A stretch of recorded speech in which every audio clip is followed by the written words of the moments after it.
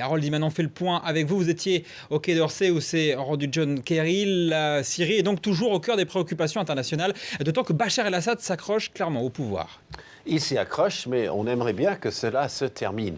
Et donc, il y a des manœuvres diplomatiques qui sont en cours, dont a parlé John Kerry. Il a hésité à dire qu'il allait carrément armer l'opposition et il a préféré la solution politique. Est-elle viable, cette solution politique? Eh bien, on va voir que le ministre des Affaires étrangères de Bachar al-Assad a dit il y a à peine quelques jours qu'il voudrait bien discuter avec les gens de l'opposition, y compris ceux qui sont armés. Bon, ça c'est tout nouveau. Et en face, chez l'opposition armée, eh bien, on a dit il y a quelque temps qu'on voudrait bien parler à quelqu'un dans le régime qui n'aurait pas trop de sang sur les mains afin de faire partir Bachar al-Assad. Alors, bon, est-ce que tout ceci est réaliste avec la donne sur le terrain? Bon, c'est compliqué. Vous avez l'armée du régime qui tient plus ou moins Alep et Damas, mais oui, on se bat, qui tient tout le reste du pays ici. L'armée rebelle, elle,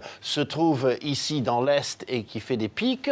Et il y a les djihadistes qui sont arrivés et eux, ils font vraiment peur à absolument tout le monde. Et puis il y a les Kurdes qui semblent tirer leur épingle du jeu en proclamant une autonomie armée dans ce nord. Voilà pour les forces en présence, Harold. Le conflit syrien, il dure depuis 18 mois et le bilan, on le rappelle, est extrêmement lourd.